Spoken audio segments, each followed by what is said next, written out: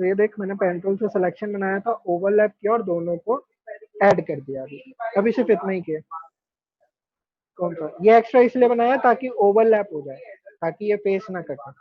अगर मैं इसी की लाइन बना दूंगा तो मेरा फेस नहीं कट जाएगा, इसलिए ओवरलैप कर दो। ठीक है, ओके। अब ओवरलैप करने के बाद मैंने अपने यहाँ मास्क पाथ के अंदर आ जाता हूँ। मास्क के अंदर तो देखो मेरे पास मास्क पाथ आ गया। मैं इन दोनों पाथ के ऊपर क्लिक कर देता हूँ, की लगा देता हूँ। ठीक है, अब मैं एक एक करके वर्क करूंगा, दो दो। ठीक है, तो सबसे पहले करते हैं बॉडी पे वर्क। ओके, बॉडी पे कैसे वर्क करना है ये देखो। मैं इन दोनों को नन पे सेट कर रहा हूँ फिर से। नन। मेरा फेस ज्यादा मूव हो रहा है इसलिए मैं फेस को बाद में वर्क करूंगा। मैं पहले अपने किस पे वर्क करूंगा, बॉडी पे। मैं 1 सेकंड के बाद 1 सेकंड के बाद सिलेक्शन टूल लेता हूँ और जहां जहां मेरे पॉइंट्स मूव हुए हैं मैं एक एक करके इन सारे पॉइंट्स को मूव कर दूंगा। ठीक है, तो जैसे जैसे मेरे पॉइंट्स मूव हुए मैं इनको यहाँ पे मूव कर दूंगा, और ये सभी पॉइंट्स के साथ आपको करना पड़ेगा।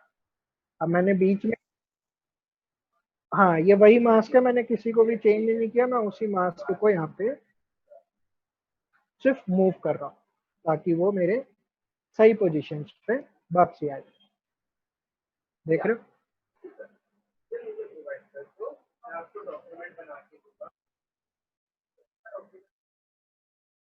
नहीं, ओवरलैप किसी मोड वगैरह में नहीं किया, सिंपल मोड ओवरलैप है। आप मल्टीपल पॉइंट्स भी सेलेक्ट करके कर सकते हो। फॉर एग्जांपल ये 3 पॉइंट्स एक ही साथ मूव हो जाएंगे, तो मैं इन 3 पॉइंट्स को एक साथ मूव कर सकता हूँ। ठीक है, तो कुछ पॉइंट्स अगर एक साथ मूव हो सकते हैं तो उसे एक साथ ही मूव कर दो, लेकिन ध्यान रखना अच्छे से मूव करो।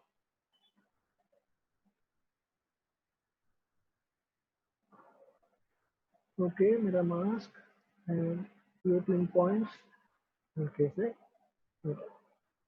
ओके, अब ये मैंने 1 सेकंड के बाद क्यों गैप दिया था? 1 सेकंड के बाद इसलिए ताकि बीच के जितने फ्रेम हैं ये अब ऑटोमेटिक इसके साथ साथ मूव होते रहेंगे। तो देख रहे हो, अगर मैं इसे ऐड करता हूँ तो यहाँ पे मेरे पास 1 सेकंड का रोको मुझे मिल जाएगा। देख रहे हो, मेरी वीडियो के साथ साथ पूरा बॉडी मूव हो रहा है यहाँ पे, देखो। ठीक है, उसमें कोई जर्क नहीं आ रहा, कुछ खराब नहीं हो रहा, कोई पीछे का बैकग्राउंड नहीं दिख रहा। ठीक है, फिर तो अब डिपेंड करता है ना फुटेज पे कि कितनी शेकिंग हाँ ये फुटेज पे भी होगी, तब तो डिपेंड एक एक करता है। फ्रेम करना पड़ेगा। क्या चीज? अगर ज्यादा वो होगा, शेकीनेस होगी, तब तो एक एक पर फ्रेम करना पड़ेगा ना। हाँ, इसलिए मैंने फेस का अलग बनाया है। अब मेरे को ये फेस का जो है ना, ये फ्रेम बाय फ्रेम करना पड़ेगा क्योंकि इसका फेस जो है बहुत ज्यादा मूव हो रहा है। मैं अपनी बॉडी को तो एक एक सेकंड का गैप दे सकता हूँ, ठीक है, बट अपने फेस को एक एक सेकंड का गैप नहीं दूंगा। ठीक है, यही रीजन है कि हमने फेस का जो वो था मास्क वो अलग किया। मैं पूरे बॉडी को सिलेक्ट कर लेता हूँ। ओके, एंड लेट्स सी कहाँ तक मूवमेंट हुई है।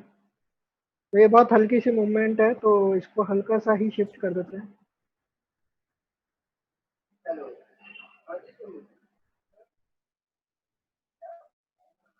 अभी नहीं किया, अभी फेस का करूंगा। पहले बॉडी कंप्लीट कर लो फिर उसके बाद फेस। ठीक है, ओके। 3 सेकंड्स के बाद ये नन पे करके चेक करना, जब भी मूव करो तो इसे नन पे चेक करना, हल्का सा ऊपर।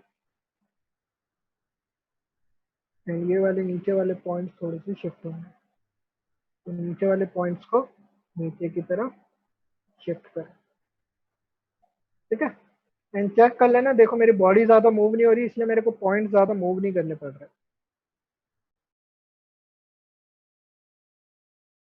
क्योंकि आउटर में रखूंगा तभी तो वो नीचे वाला कटेगा नहीं, नहीं तो वो भी कट जाएगा ना, लाइन आ जाएगी एक।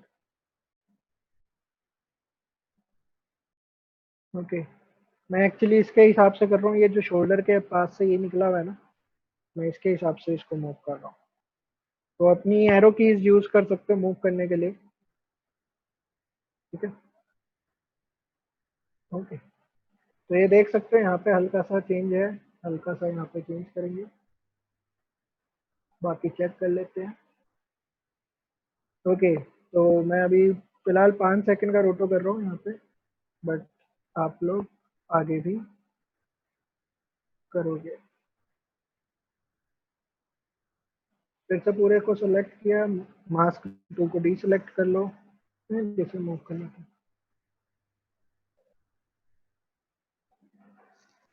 ओके, इस साइड तो ठीक है, ये देखो इस साइड थोड़ा सा दूर हो गया, तो मेरे को इस साइड का मास्क पूरा ठीक करना पड़ेगा। तो सेलेक्ट, एक साथ जितना मूव हो सकता है, उसके बाद एक एक करके।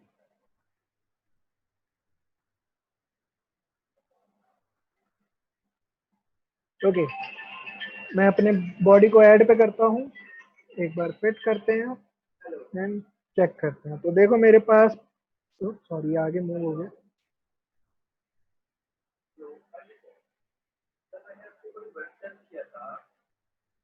ओके, तो देखो मेरी बॉडी का बेसिकली मेरे को रोटो मिल गया। तो जितने ही मूवमेंट थी उतने के हिसाब से मेरे को यहाँ पे रोटो मिल जाएगा। तुम देख सकते हो यहाँ पे आपके पास पूरा का पूरा रोटो आ जाएगा। अब सेम चीज हमें हेड पे करनी है, लेकिन हेड पे हमें फ्रेम बाय फ्रेम करनी पड़ेगी, क्योंकि यहाँ पे तो अभी हमारे एक एक सेकंड का गैप आ सकता है, तो हमारी बॉडी हो गई रोटो, लेकिन हमें फ्रेम बाय फ्रेम करनी पड़ेगी फेस के लिए। तो मैं 0 पे आ जाता हूँ वापसी, अपनी लेयर ऊपर करता हूँ, मास्क 1 बंद कर दूंगा, मास्क 2 पे आ जाता हूँ। इसे चाहो तो लॉक कर सकते हो ताकि ये मूव वगैरह ना हो, ठीक है, ताकि इस पे कोई की ना लगे। अब आप मास्क 2 पे आ जाओ, इस लेयर को कर दो नन, सॉरी ऐड। ऐड पे क्लिक करने के बाद मैं इसे एक बार नन पे कर दूं। ओके, अब मैं इसको नन करके देखूंगा, यहाँ पे मेरे पास रोटो करना पड़ेगा। अब जूम करते हैं अपनी टाइमलाइन को, तो थोड़ा सा मैं ऊपर ले रहा हूँ इसे। मैं अपनी टाइमलाइन को यहाँ पे जूम कर दूँ। ओके, तो 10 फ्रेम बाद चेक कर रहा हूँ मैं यहाँ पे पहले, ठीक है। अगर फिर भी मेरे को गैप लगेगा कि रोटो सही नहीं हुआ, तो मेरे को इसको चेंज करना पड़ेगा, फिर मैं और कम सेकंड कर दूँगा। तो एक एक पॉइंट करके, ओके, यहाँ पे काफी चेंजेस है, तो ये चीज ध्यान रखना। आप अपनी शेप्स के एरो वगैरह चेंज कर सकते हो, इसमें कोई दिक्कत नहीं है।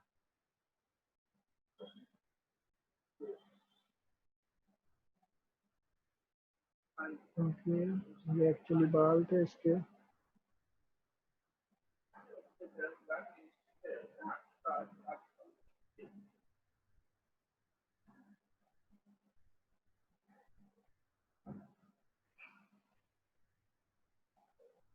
एक एक करके करते जाओ। रोटो काफी टाइम टेकिंग प्रोसेस है, ये भी चीज ध्यान रखना, ठीक है। एंड ये बहुत रुलाता भी है कई बार, इनफैक्ट सच्ची में तो। बोलो बोलो। हाँ, तो इसलिए तो एक बंदा नहीं करता। ओके, तो ये देखो, ये बीच में 10 फ्रेम अपने आप रीड कर रहा है, देख सकते हो यहाँ पे। स्पेशली यहाँ पे देखो, ये तुम्हें यहाँ पे क्लियर हो जाएगा, ये देखो, ठीक है। तो इसलिए हम इसको गैप दे दे के करते हैं। अगर इन केस बीच में ठीक ना होता, तो मेरे को बीच वाले फ्रेम को भी ठीक करना पड़ता, ठीक है। ओके, मेरा 10-10 फ्रेम पे काम हो जाएगा, तो मैं 10-10 फ्रेम के हिसाब से इस पे वर्क कर लेता हूँ। अगर नहीं होगा तो फिर उसके बीच में आ जाऊंगा। ये एक छोटी सी ट्रिक है रोटो करने के लिए, लेकिन ध्यान रखना है, रोटो तब भी टाइम टेकिंग लगता है। आप अगर किसी कंपनी को ज्वाइन करते हो, तो वो स्टार्टिंग में आपको सीधा यही बोलेंगे कि आप फ्रेम बाय फ्रेम करो, उन्हें कोई मतलब ही नहीं है। वो पहले स्टार्टिंग में आपसे थोड़ी सी मेहनत कराएंगे।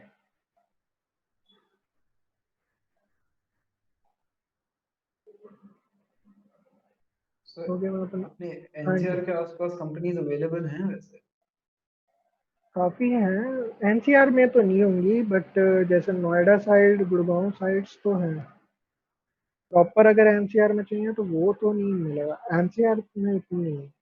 क्योंकि सर मेरा कॉलेज नोएडा में है और मैं रहता गुड़गांव में हूँ। क्योंकि मैं दोनों साइड मैंने सर्च करा है, दोनों साइड बहुत कम कंपनी है, तो आप सजेस्ट कर दोगे थोड़ा नाम, मैं मुझे सर्च कर लूँगा थोड़ा। जैसे एक प्राइम फोकस सर्च करना, वो आएगा नोएडा साइड में। फिल्म इंडस्ट्री जो क्या है वहाँ पे, फिल्म इंडस्ट्री क्या है, सर वो जो नोएडा जो में है उनका, हाँ बड़ा सा जो बना रखा है उन्होंने। हाँ वहाँ पे भी है उनके। फिल्म सिटी, और फिल्म सिटी।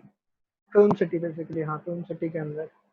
दूसरा तुम्हारा ये वीएफएक्स के तो हैं, लेकिन मेरे को एक्चुअली नाम ध्यान नहीं है क्योंकि मैं ज़्यादातर 3D में रहूँगा।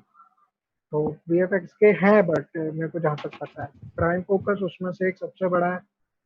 एक तुम्हारा और है, गुड़गांव में भी है, मेरे को नाम ध्यान नहीं है, बट ILM करके नाम है शायद, या पता नहीं क्या। ठीक है, तो वो भी है एक, गुड़गांव की साइड पे।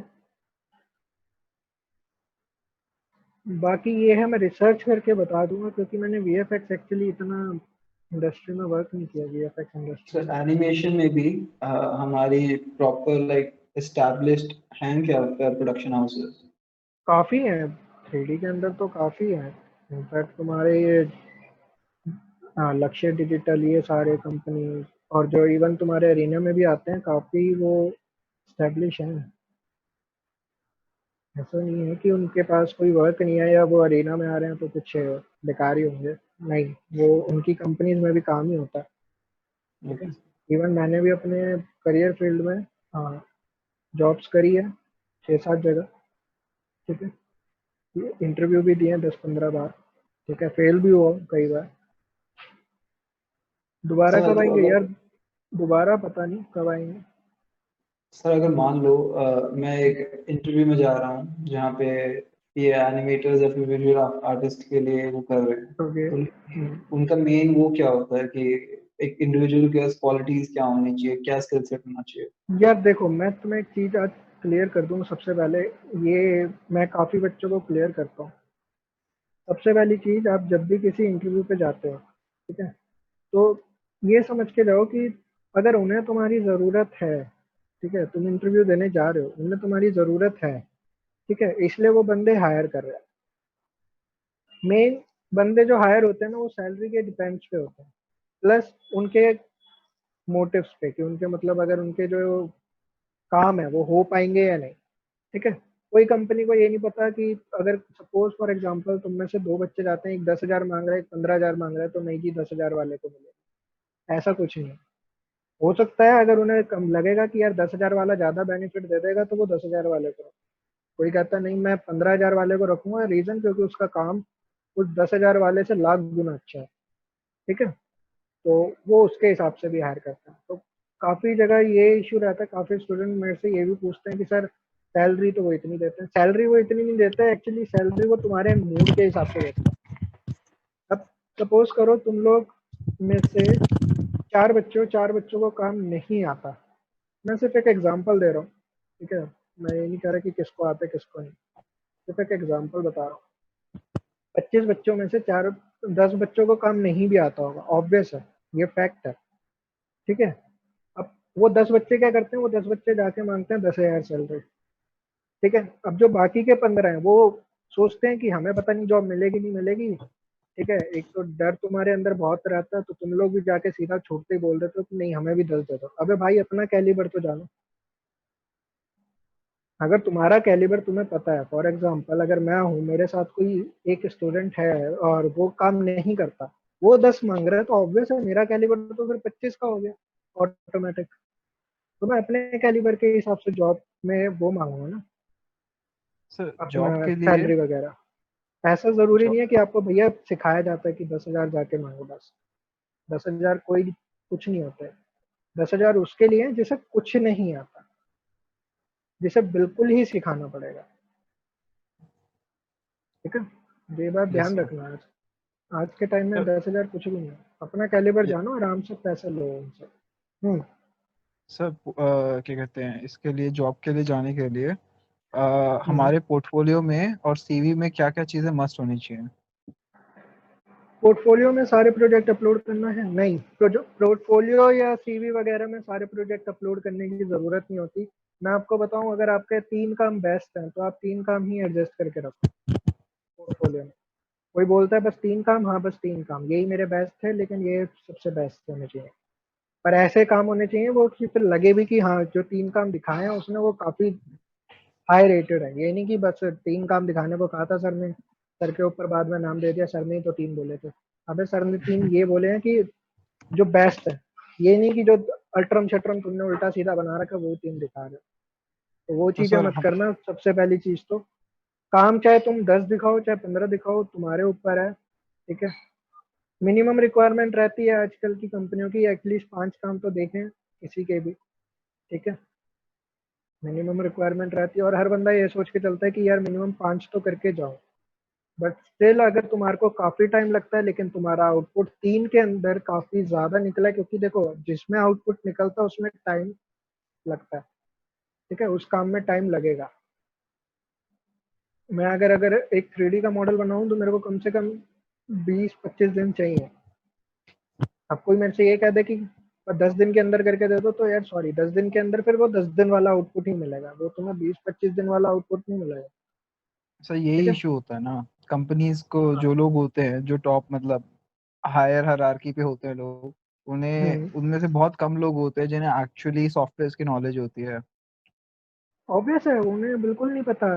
एक मैं चीज और बताऊं तुम, मैं एज अ टीचर हूँ यहाँ पे। ठीक है, लेकिन ऐसा नहीं है कि मेरे को सब कुछ आता है। काफी सारी चीजें हैं जो मेरे को नहीं पता। मैं बच्चों को बोलता हूँ यूट्यूब जितना मर्जी देखो, कुछ सीखो तो मेरे को भी बता देना। 10 चीजें मेरे को भी पता चलेंगी फालतू। एंड इवन मैंने अरीना ज्वाइन करने के बाद मेरे 3-4 स्टूडेंट ने मेरे को 3-4 चीजें एटलीस्ट सिखाई हैं। ठीक है, तो ये चीज समझ के चलो कि तुम जितने हो उतने होशियार हो, तुम काफी होशियार हो। इवन हर कोई सारे होशियार है यहाँ पे। बट अपने प्रोजेक्ट्स पोर्टफोलियो उस पर कभी वो मत करना कि यार हाँ हमारा तो बेस्ट है बाकी का देखो कैसा है, ये चीजें मत करना। ठीक है, उसके लेवल पे उसने सबसे बेस्ट दिया, तुम्हारे लेवल पे तुम सबसे बेस्ट दो। ठीक है, तो ये मेन 1-2 चीजें हैं जो अपनी याद रखना हमेशा। एंड रिज्यूम के अंदर प्लीज उल्टी सीधी चीजें मत लिखा करो। मेरी हॉबीज क्या है, किसी को कोई फर्क नहीं पड़ रहा। तेरे को मूवी देखने का शौक है, वीडियो गेम खेलने का शौक है, किसी को कोई फर्क नहीं पड़ रहा। ठीक है, वो चीज कोई पढ़ता भी नहीं है।